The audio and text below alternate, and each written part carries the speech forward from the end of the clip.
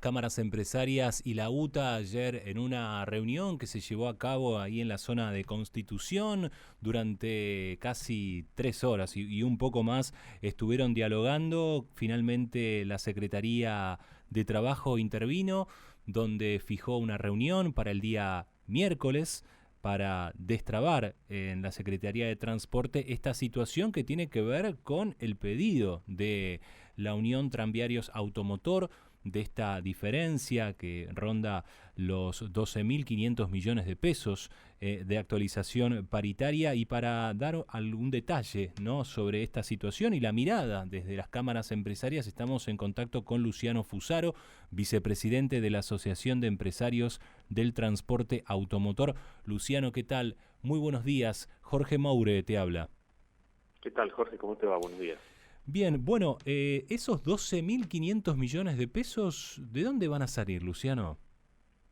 Bueno, eso es justamente la pregunta que tenemos que hacer a las autoridades de transporte cuando nos reunamos, porque no solamente son esos 12.500 millones de pesos, sino que además hay muchos otros rubros que no tienen que ver con el costo salarial específicamente, como el caso del gasoil, los repuestos, el valor de la unidad, que hay que empezar a renovarla porque están cada vez más viejos. Todo eso hace que tengamos una diferencia, juntando todos los conceptos, de más de 50.000 millones de pesos. Claro. Dado que esto es un sistema regulado, hay dos alternativas, ya que el sector ha hecho un ajuste enorme, está de moda la palabra ajuste y el público usuario lo está viendo, porque el ajuste que hay en los servicios es notable. Hay cada vez más colectivos en la calle, hay menos frecuencia, menos servicios, y eso es parte también del ajuste de la chica y las empresas, que lamentablemente termina impactando en la calidad del servicio. Entonces, quedan dos variables simplemente por corregir. Una es la tarifa, y en caso de que no se decida ir por ese lado, por el lado del subsidio. Nosotros, siempre lo aclaramos, no somos una actividad que va al Estado a reclamarle plata, ¿no?, a pedirle más plata, o en un esquema, en un gobierno donde está haciendo un fuerte ajuste fiscal, donde obviamente todos quieren reclamar dinero público, presupuesto. Nosotros no estamos yendo en esa dirección. Lo que estamos diciendo es que acá hay un contrato de explotación que obliga a todas las partes, a nosotros nos obliga a invertir y a prestar un servicio, pero al Estado también lo obliga a fijar las condiciones económicas, ya sea a través de tarifa o a través de subsidio. De lo contrario, no hay manera de operar. Y así que ese es el planteo que vamos a llevar, que se resuelva por una de las dos vías, porque si no se resuelva por ninguna de las dos vías, seguramente vamos a tener un conflicto gremial, que fue el que postergamos, gracias a la reunión de ayer, por apenas 48 horas, y además del conflicto gremial, la profundización del deterioro de los servicios, que es un proceso que también viene hace bastante tiempo. Claro.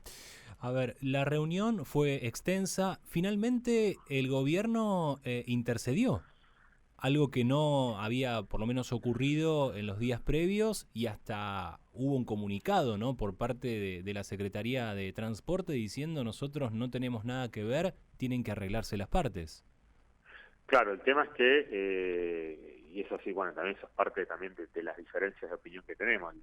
La Secretaría de Transporte ha hecho mal los números, ha hecho mal los cálculos, esto es objetivamente demostrable, por eso estamos pidiendo la intervención de organismos independientes, porque, digamos, acá como la Secretaría de Transporte es juez y parte, porque por un lado hace los cálculos que a sí mismo tiene que pagar.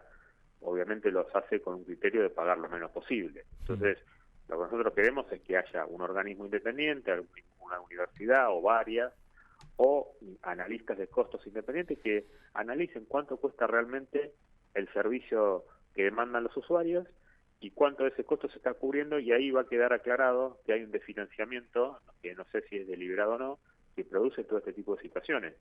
De tener nosotros la potestad de fijar el precio, como hace cualquier otra actividad privada, que remarca, ¿no?, de acuerdo al ritmo de la inflación, ahí sí seríamos enteramente responsables de lo que está pasando, pero no podemos asumir una responsabilidad sin al mismo tiempo tener las herramientas acorde a ello. Por Claro. eso no tiene sentido el comunicado, y está claro que es un servicio público, está regulado por el Estado, más allá de lo que digan, no se pueden eludir las responsabilidades, y bueno, por eso hoy nos estamos apersonando a la Secretaría de Transporte para aclarar este tema. Nosotros estamos haciendo nuestro máximo esfuerzo, esperemos que también sea simétrico de parte de ellos. Ayer, a la salida de la reunión, Luciano, decías esta necesidad de reunirse con la Secretaría de Transporte. ¿Efectivamente hoy va a haber una reunión con Maggiotto o con algún funcionario? Con Mogueta. Mogueta, No, perdón. todavía, a ver, no está confirmada, nosotros la estamos pidiendo. Hmm. Vamos a hacerlo todo lo que esté a nuestro alcance para hacer esta reunión hoy. Necesitamos algún tipo de definición Claro. antes de la audiencia de mañana, porque lo que nosotros decimos ya es ganar 48 horas de tiempo, plaza, le dijimos a la UTA, esperen un poco más, a ver qué otra variante se puede encontrar. Bueno, son 48 horas en definitiva, por eso al menos algún tipo de compromiso, algo para salir de esta situación, porque si no, no está el dinero para pagarlo. Eso es lo que es importante aclarar. Lo que reclama UTA hoy no se puede pagar, ni aunque exista toda la voluntad del mundo. Como asimismo tampoco se puede pagar la circulación de todos los colectivos en la calle. Por hecho, hay menos colectivos y va a haber menos todavía en el futuro si seguimos practicando. Una alternativa es que aumente el boleto del pasaje de colectivo para encontrar por lo menos una solución a este inconveniente.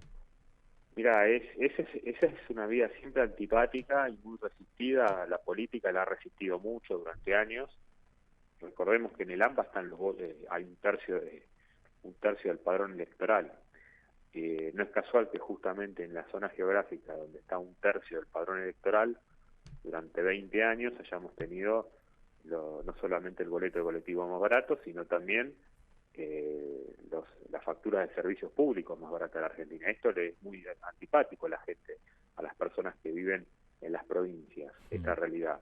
Pero son hechos, que no los podemos negar. Lo que cuesta el colectivo en el AMBA versus lo que cuesta el colectivo en Córdoba y Rosario, 700 pesos, o lo mismo con la energía, con el agua, con el gas, nos está dando un dato de cómo la política le ha dado un trato preferencial al AMBA durante décadas.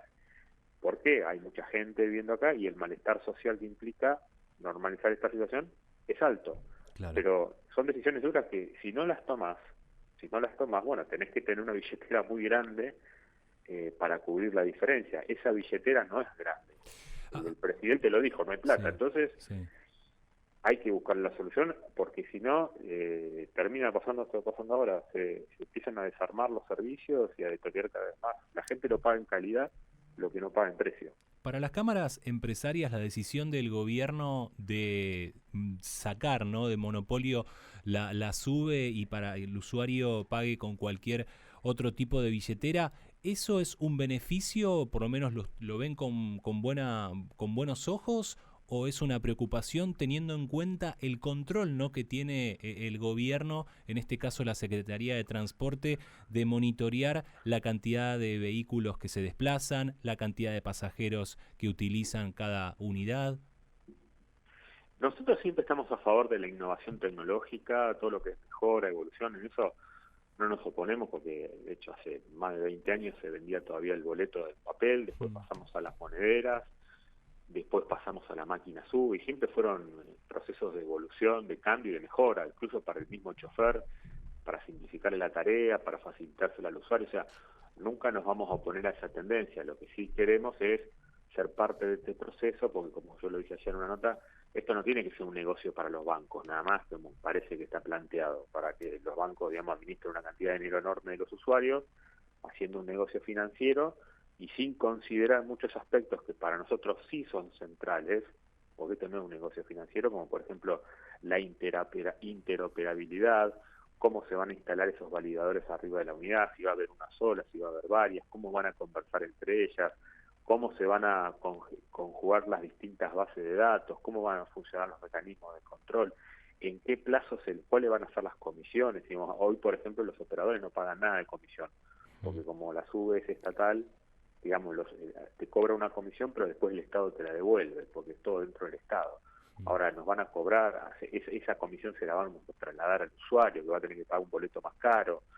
¿Cómo vamos a enganchar los subsidios con estos nuevos medios de pago? Claro. O sea, van a hacer boletos subsidiados. O sea, hay un montón de todas cosas, de detalles de implementación que nosotros no los conocemos y no nos podemos meter en el último momento cuando después, por no haberlo ensayado, funciona mal. La instalación de la SUBE requirió durante mucho tiempo procesos de análisis, de pruebas, hasta que empezó a andar bien, llevó un tiempo. Bueno, acá tiene que pasar lo mismo y todavía la verdad que no hemos tenido esas instancias de estudio de factibilidad técnica. Hablabas de ajuste, de achique, de no hay plata, y en estas, por lo menos en estos 100 días de gobierno de Javier Milei, ha habido, por lo menos en el sector público, un desguace o un proceso de desguace. Desde las cámaras empresarias, de colectivos, ¿hay despidos en el sector? ¿Hay preocupación?